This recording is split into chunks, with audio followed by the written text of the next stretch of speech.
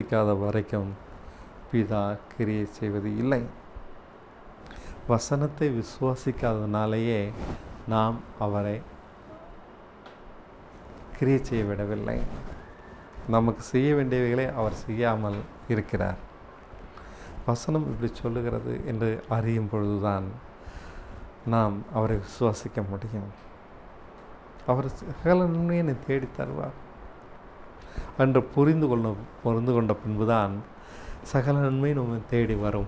நம்முடைய முயற்சி பலன் பிரயாசம் இல்லாமலேயே அவர் என்னை நேசிக்கிறேன் என்று இதனாலே நிரூபிக்கிறார். என்னுடைய தேவைகளை அவர் கவனிப்பதனாலே அழகாக நிரூபிக்கிறார். இதனாலே என்னுடைய இருதயம் பொருளாசையற்றதாகிறது. இதெல்லாம் ஆச்சரியமான விஷயம். அவர் மேலே வைக்கிற நம்பிக்கை நம்மை மாற்றுகிறது என்று சொன்னேன். ஆம், எனக்கு பயம் இல்லை. இன்னது நடந்து விடுமோ அன்னது நடந்து விடுமோ என்ற பதற்றம் இல்லை. தேவையை குறித்து, எதிர்காலத்தை குறித்து எனக்கு என்ன அதேவேளை குறித்தெல்லாம் என்ன நடக்கும் என்று எனக்கு தெரியாது. ஆனால் ஒரு நிச்சயம் உண்டு. அதனாலே பொருளாசை இல்லை, கண்களுடைய இச்சை இல்லை, பாவங்கள் அவசியமற்றதாகின்றன. பொருளாசை இருந்தால்தான் பொறாமை வரும், சண்டை சச்சரவு வரும். எனக்கு தேவையானதை பிதா எனக்கு தர முடியும். பிதா எனக்கு தராத வரைக்கும் ஒருவனாலும் எனக்கு கொடுக்க முடியாது.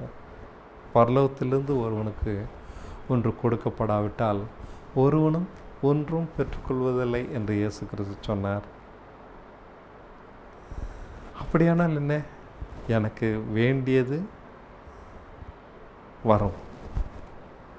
எனக்கு வேண்டியதை மற்றவன் பிடுங்கி கொண்டான் என்று நான் பதற வேண்டாம். எடுத்துட்டு போட்டோம். எனக்கு வேண்டியது வரும். எடுத்துட்டு போட்டோம். நான் கவலைப்பட வேண்டாம், அவசியம் இல்லை. பயப்பட அவசியம் இல்லை. எனக்கு யார் மேலேயும் யார்ட்டையும் சண்டை போட வேண்டிய அவசியமும் இல்லை, போட்டி போட வேண்டிய அவசியம் இல்லை.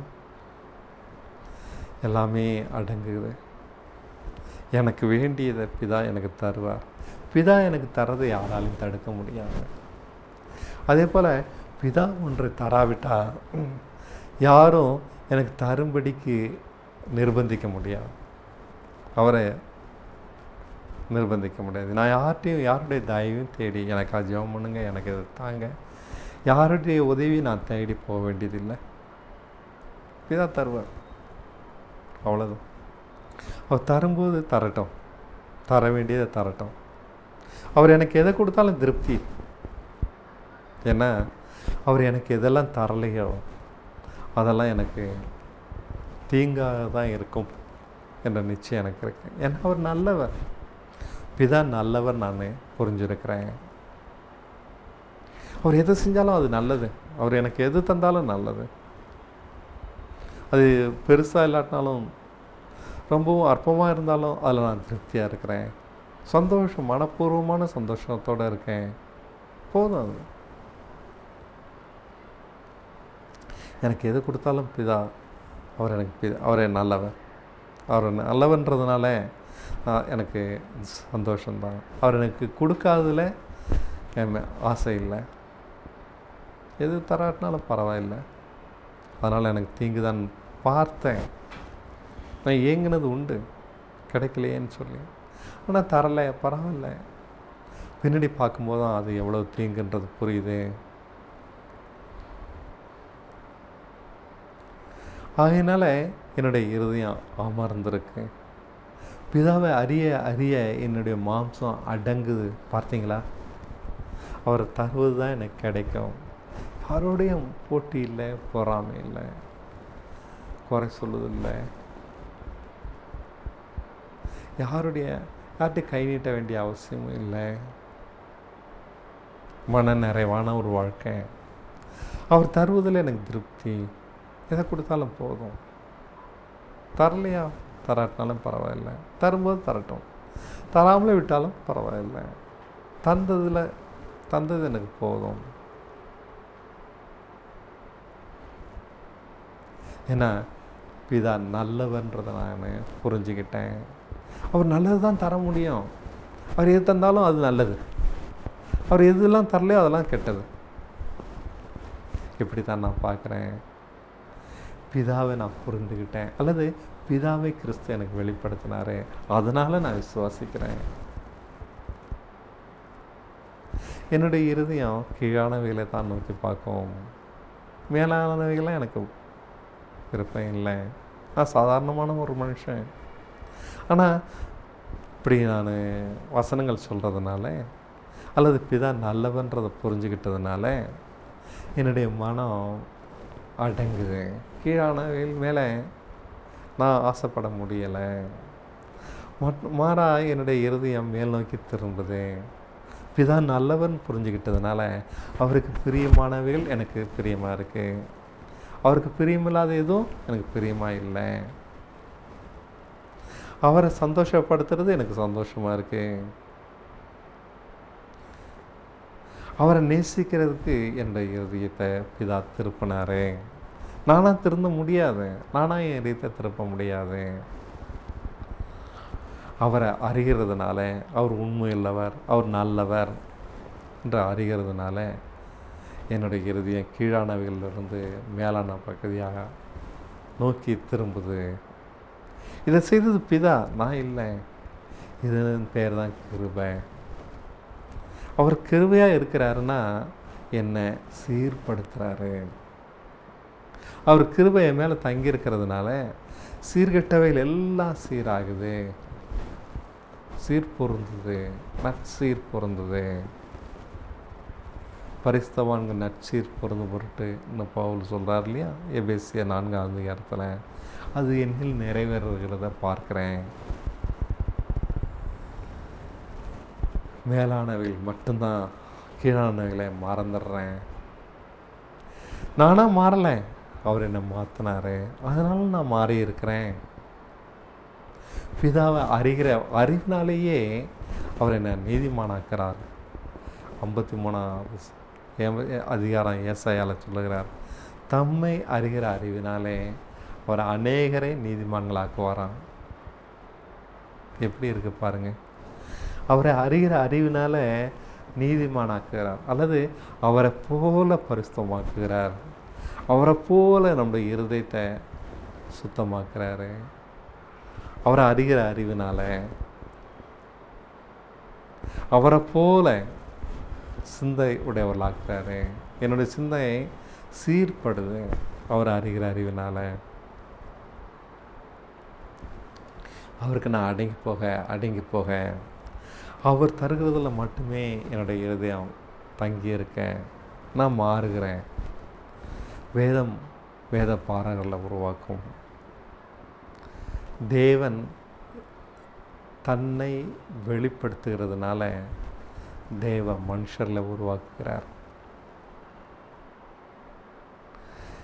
வெளிப்படுத்தல்னால தான் நாம் தேவனை புரிந்து கொள்ள முடியும். வேதத்தை படித்து பிதாவை புரிந்து கொள்ள முடியாது. என்னுடைய நிதானம் அதுக்கு பத்தாது.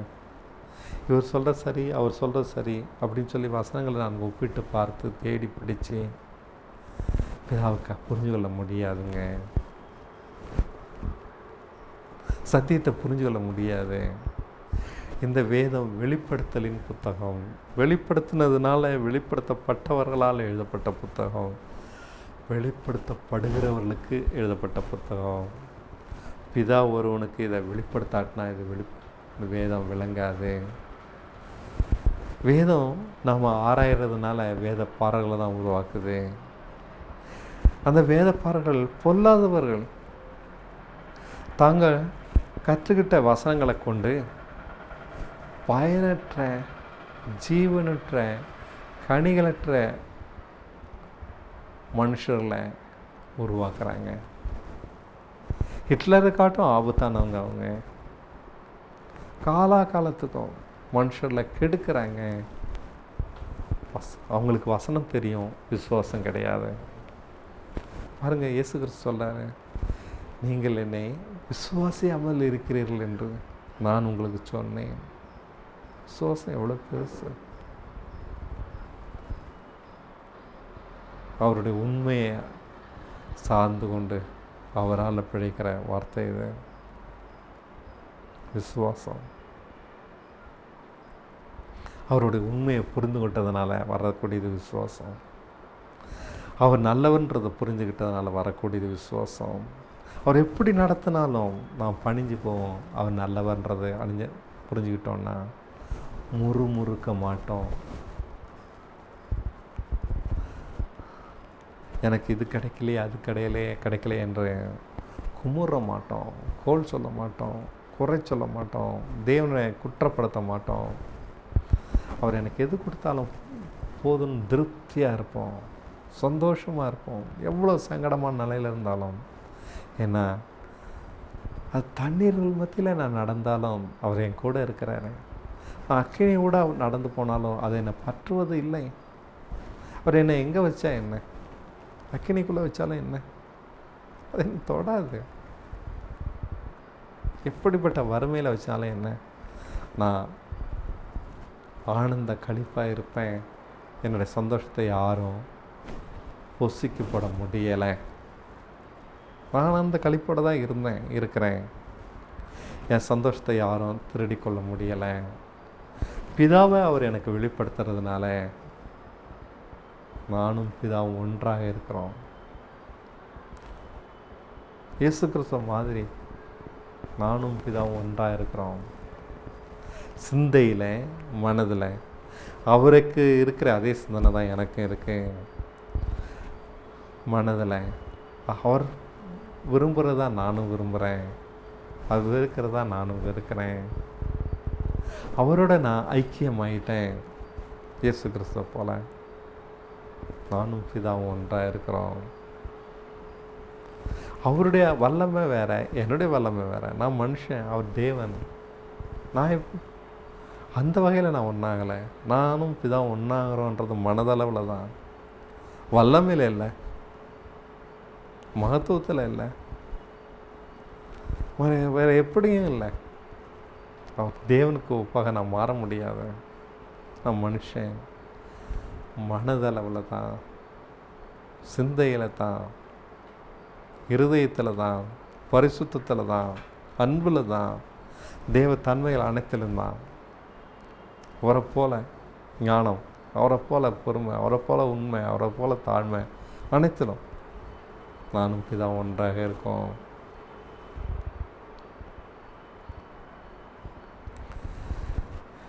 முறுமுறுக்கிறது தேவையற்றது. அவர் நல்லவன் நான் புரிஞ்சுக்கிட்டதுனால அது தேவையற்றது. அவரை அறிந்திருக்கிறதுனால தேவையற்றது. அவருக்கு இருக்கிற அவர் எது செய்தாலும் அது நன்மை தான்றதை நான் தெரிஞ்சுக்கிட்டதால நான் முறுமுறுப்பது இல்லை. அவரை எனக்கு அது வேணும் இது வேணும்னு அவரை அலட்டுவதும் இல்லை. இதெல்லாம் மதீனமான செயல்கள். நம்ம எதை விதைக்கிறோமோ அதுதான் இருப்போம். மதீனமாக நம்ம முறுமுறுத்துட்டு பிதாவே என்னை மன்னின்னு சொல்கிறது துணிகரம். தேவன்கிட்ட குற்றம் சொல்லிட்டு அப்புறம் மன்னிப்பு கேட்குறது துணிகரம், அடாவடித்தனம், அகம்பாவம். அவரை அறியாமல் அவரை நம்ம வேதனைக்குள்ளாக்குகிறோம். அவரை அறியாதனால தான் முறுமுறுக்கிறோம். முதல்ல நீங்கள் விசுவாசிக்கலைன்றதை தெரிஞ்சுக்கோங்க. ஒருவன் தான் விசுவாசிக்கலைன்றது தான் அவனுக்கு முதலாவது தேவையான வெளிப்படுத்தல். அதை முதல்ல புரிஞ்சுக்கிட்டா போதும். தாழ்மை வரும், பணிவு வரும், தேவனை அவனுக்கு வெளிப்படுத்த முடியும். இந்த பிதா நம்ம எதை விதைக்கிறோமோ அதுதான் அவர் நம்மளுக்கு தருவார். நன்மையை வச்சா நன்மையை தருவார், தீமையை வச்சா தீமையை தான் தருவார். பிதாவே தேவனேன்னு நான் நிறைய கூப்பிடுறதுனால அவருக்கு நன்மை தர முடியாது. அது செய்ய இது செய்யன்னு கேட்குறதுனால அவர் எல்லாத்தையும் எனக்கு செய்ய முடியாது, செய்ய மாட்டார். நான் விதைக்கிறதுக்கான பலனை தான் அவர் எனக்கு தருவார். நன்மையை வச்சா நன்மை தருவார், தீமையை வச்சா தீமையை தான் தருவார். இயேசு கிறிஸ்துவ நான் ஏற்றுக்கிட்டேன்றதுனால அவர் எனக்கு நன்மை தர முடியாது. இது தெளிவாக நம்ம தெரிஞ்சுக்கிடணும். நம்ம ஜெபிக்க தெரியுன்றதுனால எல்லா நன்மையும் நாம் அவர்கிட்ட கேட்குறோம். அது தப்பு. இயேசு கிறிஸ்துட்ட எதுக்காக வந்திருக்கிறோம்? நன்மைகளை பெரும்படிக்க அல்ல, நான் நன்மையாக விதைக்கும்படிக்கு, தீமை அற்றவனாகும்படிக்கு, நன்மை செய்ய பழகும்படிக்கு வந்திருக்கேன்.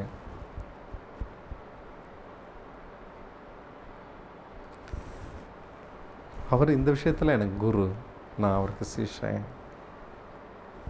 அவர் எனக்கு சொல்லித்தரணும், எது நன்மை அப்படின்னு சொல்லித்தரணும், அதை எப்படி செய்யணும் சொல்லித்தரணும்.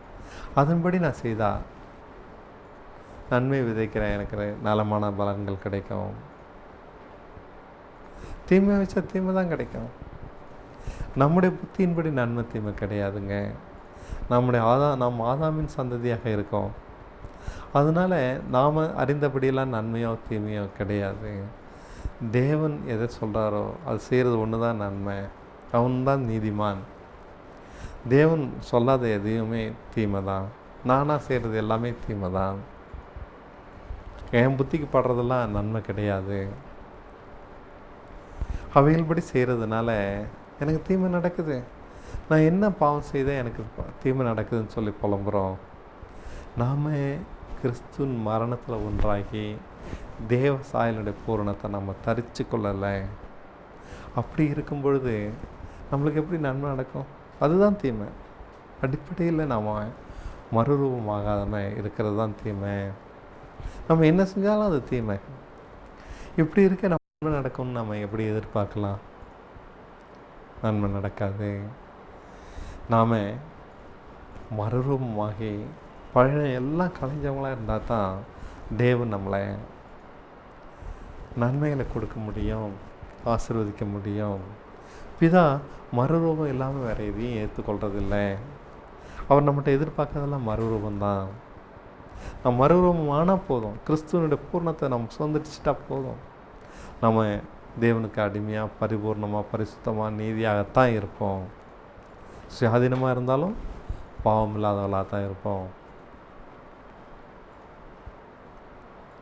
இந்த மறுரூபத்தை நம்ம சுதந்திரிக்காமல் பழையன உடையவர்களாக வாழ்கிறது தான் அவருக்கு பாரமாக இருக்குது, வேதனையாக இருக்குது. இந்த உலகம் பாவத்தில் கிடக்குதுன்னு சொல்லி நாம் பாரப்படுறோம். தேவன் அப்படிலாம் பாரப்படலைங்க. தன்னிடத்தில் வந்த ஜனங்க தான் கொடுக்குற மறுரூப சாயலை சுதந்திரிக்காமல் இருக்காங்களே, அதுதான் அவரை அதிகமாக பாதிக்குது. நாம் சீர்படாமல் இருக்கிறோமே, அதுதான் அவருக்கு அதிகமாக பாதிக்குதே ஒழிய இந்த உலகம் பாதிக்கலை. அவங்க இருளில் இருக்கிறாங்க, இருளுடைய ஜனங்க இருளில் இருக்கிறதுனால அப்படி தாறுமாறாக இருக்கிறாங்க. அது இயல்பு தான். நாம் வெளிச்சத்துக்கு வந்தும் இருளுக்குரியவர்களாக நடக்கிறது தான் வேதனைக்குரியது இல்லையா? அதிகமாக எது உண்மையில் எது வேதனைக்குரியது? இருளில் இருக்கிறவங்க இருளாக இருப்பதுனால அது வேதனைக்குரியது அல்ல. வெளிச்சத்தை பெற்றும் இருளுக்குரியவங்களாக நடப்பது தான் வேதனைக்குரியது. அதுதான் தேவனை அதிகமாக பாதிக்கும். நாம் தேவனிடத்தில் வந்தோம் இருளின் ஜனங்களா, வெளிச்சம் இல்லாத ஜனங்களா, இன்னும் குற்ற மனசாட்சியோடு பாவத்தோடு வாழ்ந்துக்கிட்டு இருப்பது தான் தேவனை அதிகம் பாதிக்குது. அவர் வேதனைப்படுறாரு. நம்மளை குறித்து தான், இந்த உலகத்தை குறித்து இல்லை. அவர் பாரப்படுறாரு.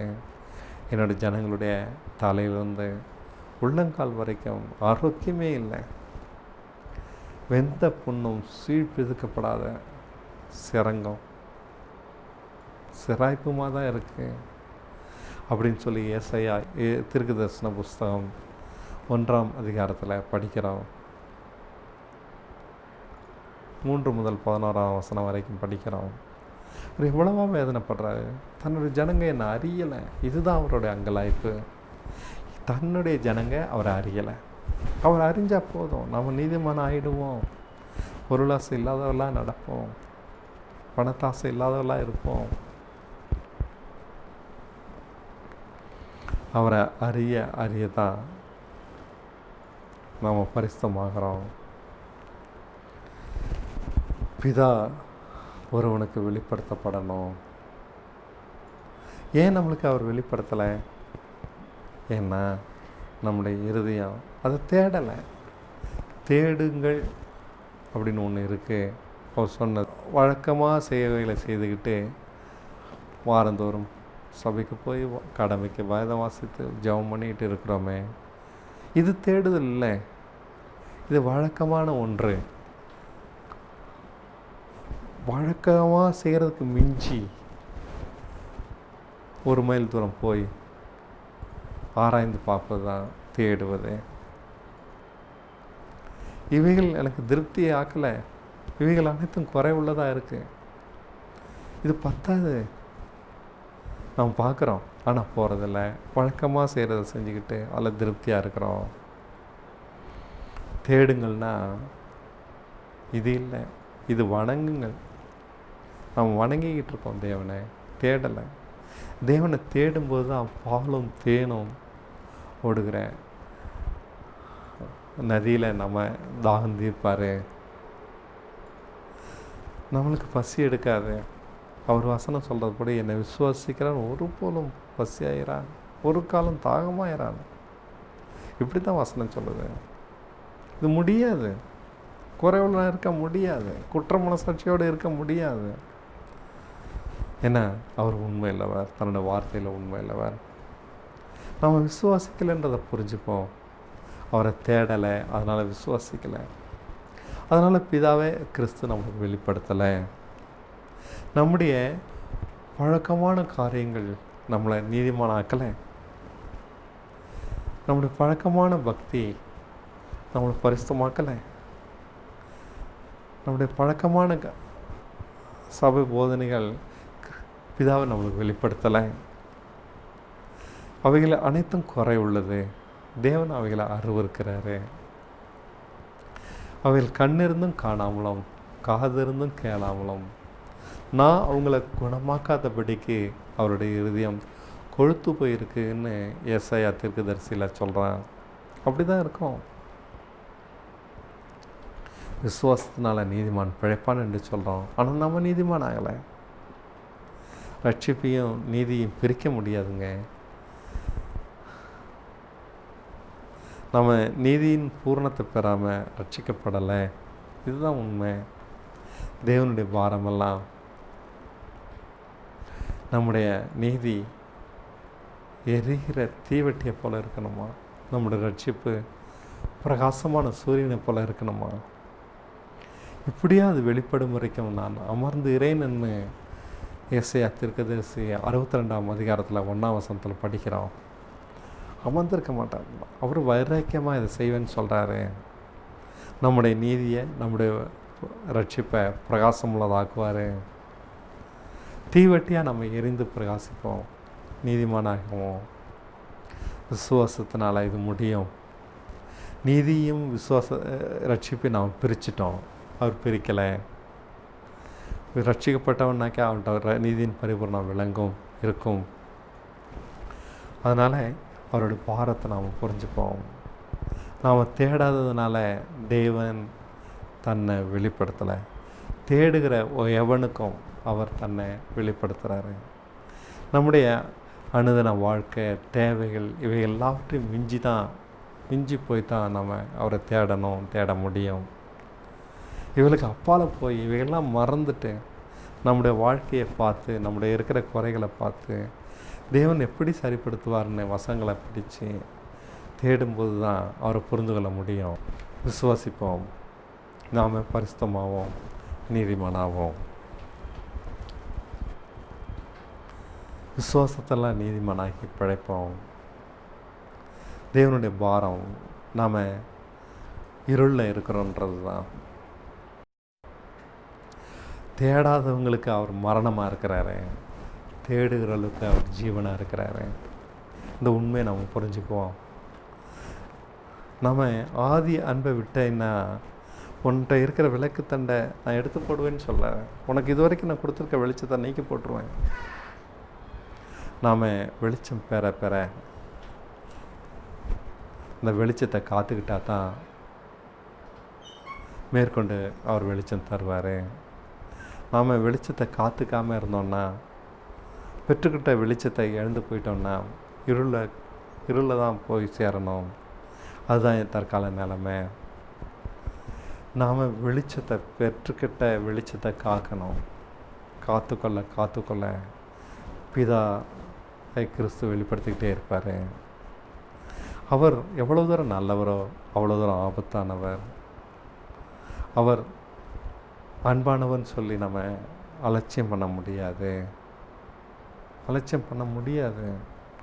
ஒரு அன்பானவர் தான்.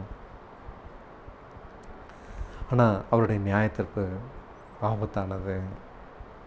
அவர் நியாயத்தீர்ப்பு எப்படிப்பட்டதுன்னு உங்களுக்கு நான் விலைக்கு காண்பிக்கணும். அது மறைவானது. அது உடனே நமக்கு ஆபத்தாக தெரிகிறது இல்லை. யூதாசு காசுகளை திருடி கொண்டிருந்தான். இயேசு கிறிஸ்து காணாதவர் போல தான் இருந்தார். ஆனால் பொறுமையாக அது வரும். ஏற்ற சமயம் வரும்பொழுது அவர் தன்னுடைய குணத்தை காண்பிச்சார். அவன் மனம் கசந்து அழுதான், தூக்கில் தொங்கினான். அப்பொழுதும் தேவன் அவனுக்கு இறங்கலை, மனம் திரும்புதலை. அவன் காணாமலே அழிந்து போயிட்டான். சமயம் வரும்போது அவனை கைவிட்டார், அழிச்சிட்டாரு. இப்படிப்பட்ட ஒரு மனுஷன் பிறவாது இருந்தால் நலமாக இருக்குன்னு வசனம் சொல்லுது.